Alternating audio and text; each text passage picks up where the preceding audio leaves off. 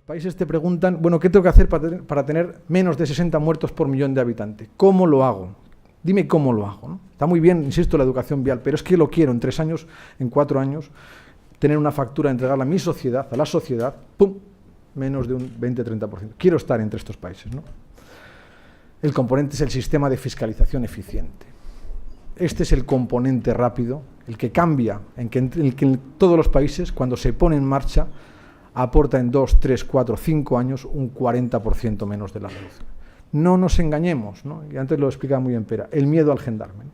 Y veremos ahora una anécdota. ¿Qué es un sistema de fiscalización eficiente? Pues al final concluimos que es el sistema de vigilancia y disciplina del tráfico donde la masa general de conductores que circulan saben que el que la hace la paga y además la paga rápido.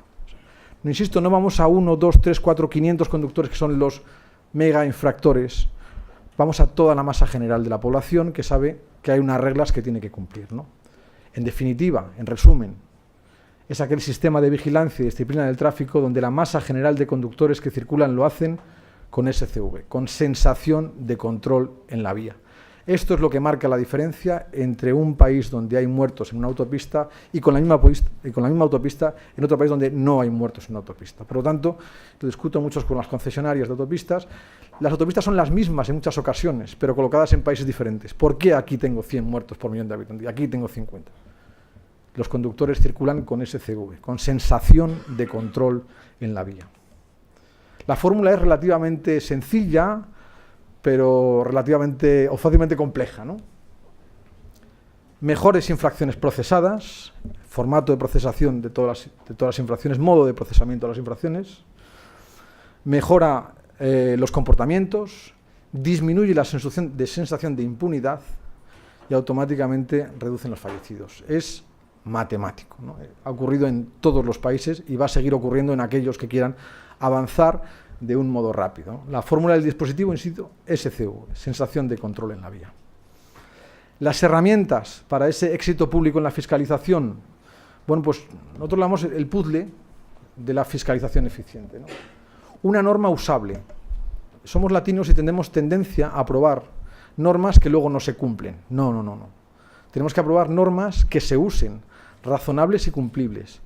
Es falso, es mentira que multas altas produzcan mejores resultados en seguridad vial. No es verdad. Multas pagadas y cumplibles sí producen mejores resultados. La sensación de cumplimiento por parte del conductor es mucho más importante que una multa alta, ¿no? De hecho, nos encontramos con relativa frecuencia que multas muy altas provocan porcentajes de pago del 6-7% e incluso aumentan la sensación de impunidad. Es mejor no poner ningún tipo de multa que ponerlas y que no se paguen, ¿no? La sensación, insisto, de control en la vía. En segundo, la tecnología, ¿no? Junto con el permiso por puntos se puso en marcha en España todo el sistema de fiscalización con radares fijos, ¿no? ¿Cuál de los dos elementos fue el que dio una u otra bandada? Insisto, la tecnología unida a la gestión en todo el procedimiento. Y finalmente un procedimiento sancionador que, por supuesto, respetando todos los derechos y garantías del ciudadano, haga eso, que el que la hace la paga y la paga rápido. Punto. Al final, para generar sensación de control en la vía, la denuncia tiene que emitirse, notificarse, pagarse y restarse puntos. En un mes, el 80% de ellas. Esto es lo que provoca sensación de control en la vía. La sensación de que me comporto mal y mi comportamiento va a tener un castigo. No va a ser muy alto, pero va a tener un castigo. Y por tanto, modifico mis comportamientos. ¿Qué ocurrió con el permiso por puntos en España? En España contábamos en 2003 con 100.000 accidentes con víctimas, 5.400 fallecidos, 26.000 heridos graves y 125.000 heridos leves, ¿no? Con 25 millones de vehículos y 22 millones de conductores teníamos una tasa de 128 fallecidos por millón de habitantes.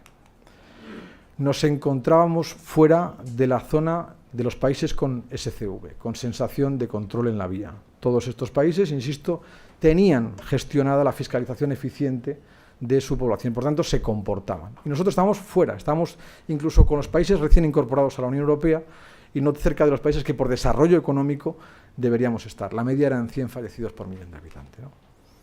Y llevábamos así 10 años, entre el año 94 y el año 2004, 5.400 fallecidos todos los años, una especie de tarifa plana de mortalidad. Parecía un problema que no tenía solución. Se analizaban las causas en aquel momento, el 39% de los fallecidos en turismo no llevaba cinturón, el 27% de los fallecidos en moto no llevaba casco, en el 37% de los conductores muertos había presencia de alcohol por encima del límite legal establecido y en el 28% de los fallecimientos había exceso de velocidad por encima del límite establecido. En definitiva, y vuelvo a insistir, insisto porque creo que lo que debemos hacer como país es ayudar a que el resto tome un sistema que les pueda ayudar a mejorar, es que la fiscalización no era eficiente, ¿no? Los conductores circulaban sin SCV. La norma existía, no se podía beber, no se podía correr, había que utilizar el cinturón y el casco, pero la norma no se cumplía, no había sensación de control en la vía.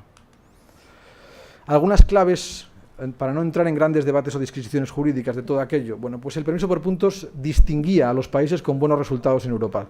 Aquellos que funcionaban tenían un sistema de castigo por puntos al conductor, ¿no? El permiso por puntos concitó la unión de los partidos políticos, lo que lo vieron como una herramienta de solución al problema, ¿no? Se configuró como una norma para cumplir normas, no era en sí una norma, digamos, con un destino de trabajar el alcohol, la velocidad, era una norma para cumplir normas, ¿sí? Y una reflexión importante que la hemos hablado muchas veces. La norma la hicimos para 22 millones de conductores, no para 150.000 abogados, ¿no? Hicimos las normas simples, sencillas, para que todo el mundo la entendiese. La multa se pone y se paga. Punto. Condiciones previas para su implementación, y aquí probablemente Antonio también reforzará un poco el discurso, ¿no? El mensaje nuestro es: no podemos poner un sistema de permiso por puntos si no se dan una serie de condiciones previas, si no vas a fracasar como han fracasado algunos países, ¿no? Una obtención rigurosa del permiso de conducción. Si resulta que lo que estamos es quitando un permiso por puntos y el permiso no vale nada porque se saca de una manera sencilla o comprable, digamos, es una mercadería, pues no tiene mucho sentido establecer un sistema de puntos. Una policía íntegra. El 80% de los puntos, el 90% deben quitarse por policías. Por lo tanto, si no tenemos un sistema policial íntegro, va a ser difícil que podamos hacer algo, ¿no?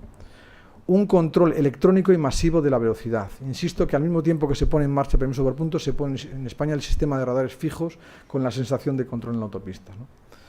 Control masivo del alcohol. Nos dicen las recomendaciones de la Unión Europea que al menos 1 de cada 3 conductores tiene que pasar por un control de alcoholemia al año, ¿no? Para que en su entorno, su familia, sus amigos, sepan que, bueno, la presencia del control existe, ¿no? Y un único permiso, ¿no? Los profesionales, antes lo han explicado bien. Al final inventamos una fórmula en el que, bueno, entendimos a los profesionales, pero también entendieron todo el mundo que el permiso solamente tenía una resta de puntos sobre un único elemento, ¿no? El proceso de implementación, grito público de la sociedad civil y la autoridad. Todo empieza cuando la sociedad civil y cuando la autoridad, cuando los partidos políticos gritan. Hasta que no gritan, nadie se mueve, ¿no? Y además es muy difícil hacerlo y contraproducente. En algún país en Latinoamérica nos preguntan ¿qué medidas tomamos? Digo, lo primero de todo es que la población sepa de qué está hablando, ¿no? Que tiene un problema. Si no siente que tiene un problema, nadie va a mover nada, ¿no? El debate político y técnico. Cada vez que se mueve el debate político, simplemente sale a los medios de comunicación, se mueve, empiezan a reducirse los accidentes, ¿no? La población entiende que algo pasa, ¿no? Un proyecto normativo, un sistema simple. Tendemos en el ámbito latino a crear excepciones sobre la norma que hacemos para que al final no podemos cumplir la norma. Pues cuanto más simple, sencillo sobre el sistema, mejor trabajaremos. Una tramitación parlamentaria con consenso político. Es mucho más importante perder piezas en el camino del permiso, del sistema. Es mucho más importante el consenso político que alguna pieza que se quede pendiente. La pieza se puede recuperar, pero el consenso político va a permitir que el grupo en la oposición no, digamos, tire contra un sistema que es restrictivo para el conductor. Por lo tanto, insisto, el consenso en todo este tipo de normas. Flexibilidad y, ojo, que se tratarán también aspectos ajenos al proyecto y lo sufrimos con algunos elementos como las especies cinegéticas, lo recordará el director. Y un elemento también que explicamos, ¿no? Que probablemente no está en los libros, por eso hemos sacado 3 o 4 libros para explicarle a estos países. El límite riesgo. Cuando el sistema de puntos entra en que el 0,1% de la población conductora pierde todo el permiso, empieza a entrar en riesgo. Hay países que han puesto el sistema del permiso por puntos y 1/3 de la población ha perdido el permiso. El sistema está muerto. Es decir, tiene que ser un sistema en el que muy pocos queden marcados y señalados y se les saque de la carretera. Como 1/3 de la población haya perdido todo el permiso, es que no sé qué le hemos hecho. El tiempo, lo ha explicado antes y por tanto no entraré. Le dimos un año de entrada en vigor al permiso por puntos le hicimos coincidir con la operación salida de vacaciones. Jurídicamente tuvimos que armar un puzzle que no fue fácil, y tampoco vamos a entrar aquí en cómo lo construimos. Y un segundo elemento que me interesa bastante, ¿no? La entrada en vigor mediática de la norma. Con el permiso por puntos, la Universidad Politécnica en el año 2010 hizo un estudio y se demostró que el permiso por puntos, que entraba en vigor el 1 de julio del 2006, entró en vigor o produjo efectos antes, en febrero del 2006. Se produjo una entrada en vigor mediática de la norma. ¿Por qué en febrero de 2006? En febrero de 2006 empezó la campaña de comunicación por un importe de 8 millones de euros, donde al final sacamos a todos los conductores que, ojo, que empieza el permiso por puntos. Al final el conductor no sabe si entra un día o si entra otro, pero sabe que en la radio, en la prensa, en la televisión, le están diciendo que un nuevo sistema le va a gestionar su permiso. Por lo tanto, insisto en la importancia de los medios de comunicación, de la publicidad, de la comunicación pública en todo el sistema para cambiar el comportamiento y para entrar en vigor la norma. Las infracciones, voy resumiendo, sencillez extrema. Si a mí me preguntasen cómo volver a hacer el sistema, Jordi Jané lo ha explicado muy bien. Solo lo haría con 4 infracciones el permiso por puntos: alcohol, velocidad, cinturón, casco. Ya está. Es el eje fundamental de la seguridad vial. Una más, una arriba, etc. Punto. Cuanto más tienen mucha más fuerza las infracciones, cuanto son pocas, y le estás mandando una serie de mensajes al conductor. Por lo tanto, insisto, sencillez extrema en el sistema. Ir poniendo más infracciones va provocando que se pierda el mensaje central. Criterios generales para la determinación o redacción de las infracciones que llevamos en cuenta y que fuimos puliendo o que vamos ayudando a pulir: gravedad, dolo y parada. Solo infracciones que afecten gravemente a la seguridad vial. Antes lo explicaba bien, pero en el caso del estacionamiento, bueno, pues íbamos viendo cómo perdían puntos los conductores y aquello no afectaba a la seguridad vial. Por lo tanto, se retiró. No era grave para la seguridad vial, se retiraron. Dolo, intención. Esto lo vimos con los franceses, que nos lo explicaron, ¿no? En el exceso de velocidad, digamos, hay conductas descuidadas y conductas dolosas, intencionadas. A 200 km por hora tienes intención, dolo de ir. A 131 a veces estás descuidado. Bueno, pues el permiso por puntos entra cuando entra la intención, el dolo. Ir a 160, pues hombre, hay cierto dolo o intención de ir a 160. Ya no es tanto el descuido. Por lo tanto, utilizar el criterio de solamente que aquello que tiene una intención por parte del conductor expresa o manifiesta, ¿no? Y la parada. En general también que la pérdida de puntos, que es un elemento muy personal, se produzca en un 80-90% de los casos con las denuncias de puntos con parada por parte de los agentes. El resto lo trataremos a través de multas automáticas sin puntos, ¿no? Pero cuando hay pérdida de puntos en general, tiene que haber parada de conductor. Estos criterios lo hemos explicado respecto a velocidad, alcohol, sistema de detección y foto rojo. Importantes dentro del procedimiento, la notificación de la detracción de puntos, ¿no? Y aquí insistieron bastante los Automóviles Club y lo hicieron yo creo que muy bien, ¿no? Y en todas las fases del procedimiento tiene que usted comunicarme que voy a perder puntos, en la iniciación, en la resolución. Fueron muy insistentes y yo creo que tienen toda la razón. Hay que irle comunicando al conductor que algo le va a pasar al final de todo el ciclo, ¿no? La información del saldo, antes lo veíamos, es una de las herramientas de futuro que creemos, o de futuro presente, que debería estar en la reforma o en las reformas, ¿no? Que te avisen permanentemente de cuándo tienes un movimiento de tu saldo como conductor, o que al principio del año haya un pequeño mensaje en tu móvil, en tu correo electrónico diciendo: oye, conservas tus 12 puntos. Te ayuda a reflejar, te ayuda a refrescar y además evita problemas en el sistema, ¿no? El procedimiento abreviado de los puntos, en el año 2009 reformamos el sistema para que, bueno, pues aquellos que abonaban la multa se produjese la detracción de puntos de una manera automática. Insisto, las multas se ponen y se pagan, ¿no? La gestión de la dejadez del infractor, ¿no? Somos latinos y tenemos una cierta tendencia, y lo vemos también en los países latinos, en que a veces ni pagamos ni alegamos. Nos da igual la multa que nos... Pues esto no puede ser. Si no pagamos ni alegamos, a los 30 días tiene que haber una solución jurídica, pero no puede ser que el ciudadano, entre comillas, pase del Estado. Si usted pasa del Estado, me parece muy bien, pero las consecuencias las va a tener, ¿no? La tecnología, la notificación electrónica, esto es todo lo que viene, ¿no? Multas económicas cumplibles, ¿no? Es decir, si resulta que hay multas, en Latinoamérica nos encontramos con multas de $300, si no llega ni al salario de la gente, ¿no? ¿Quién va a pagar una multa de $300? Por una multa de $10 se pagarán y tendrá sensación de cumplimiento. Multas y puntos bajos, cumplibles, asumibles. Ya sé que he cometido un error, lo pago, lo cierro. La sanción de suspensión, que era todo un problema, que quedó eliminada durante la tramitación. Ya se introduce el sistema de puntos, no hace falta que suspendamos miles de permisos de conducir, porque el derecho a conducir es una cosa muy seria y muy delicada en parte del conductor, ¿no? El tiempo de imposición de la infracción, pues eso, que sea rápido. Los stakeholders stakeholders de la norma, pues automóviles, clubs, insisto, yo creo que todos ayudaron a la puesta en marcha del sistema y probablemente si no hubieran ayudado todos no estaríamos hoy, ¿no? Asociaciones del transporte, agentes de la autoridad, centros de recuperación de puntos, ayuntamientos, víctimas y medios de comunicación. El inicio de todo son básicos e imprescindibles. Cada vez más nos preguntan y dicen, bueno, ¿y qué hacemos para implementar todo el sistema? Víctimas y medios de comunicación. Comunicación de que hay un problema y que las asociaciones de víctimas que son los únicos que saben que hay un problema, tienen que gritar. Luego habrá que profesionalizar el problema, habrá que ir tomando medidas en la legislación, en la política, pero por lo menos el grito primero tiene que venir de quien tiene que venir.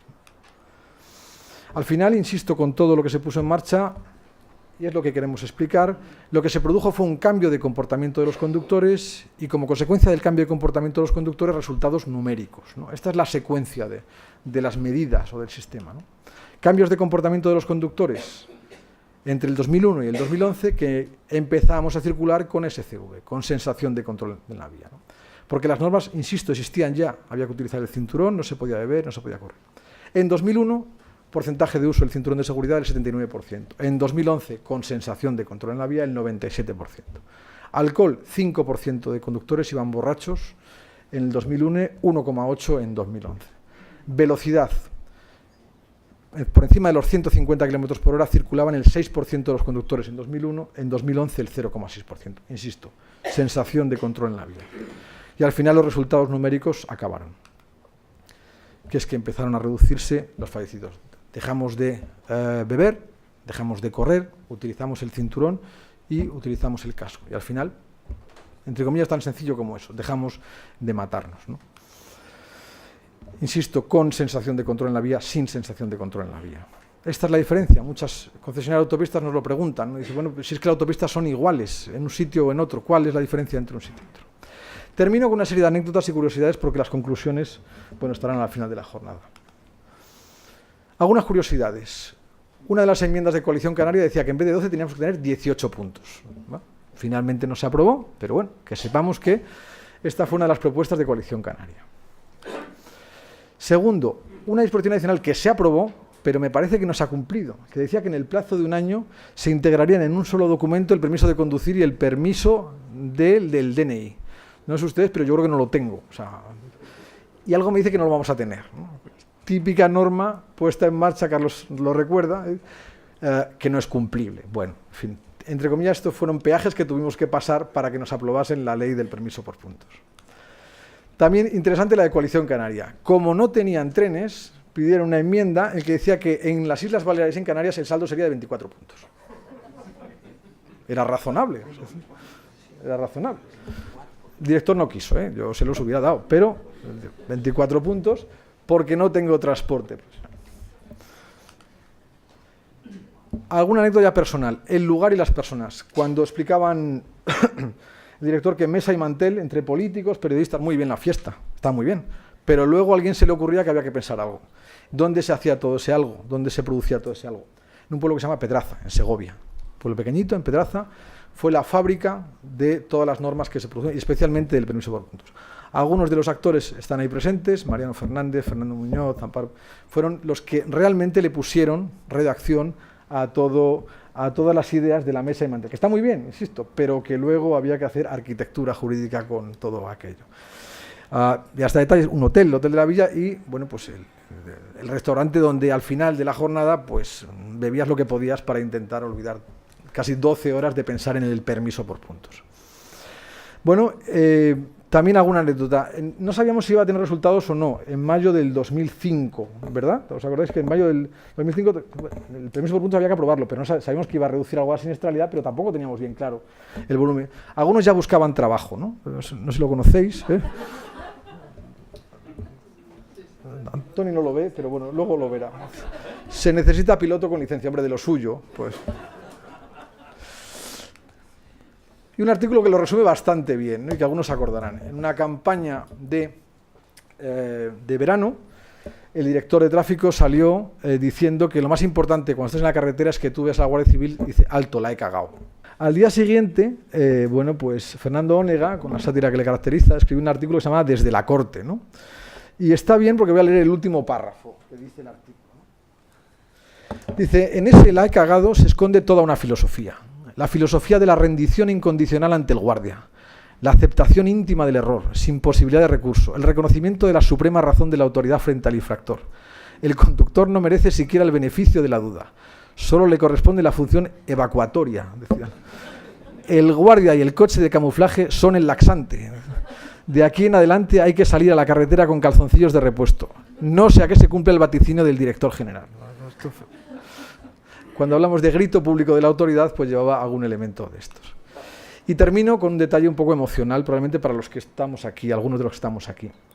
El último día en el que el director general de tráfico prestaba servicio, en enero de 2012, el comité de dirección cena, todos aquellos que estuvimos durante casi 8 años juntos, y le hicimos la entrega de este regalo al director.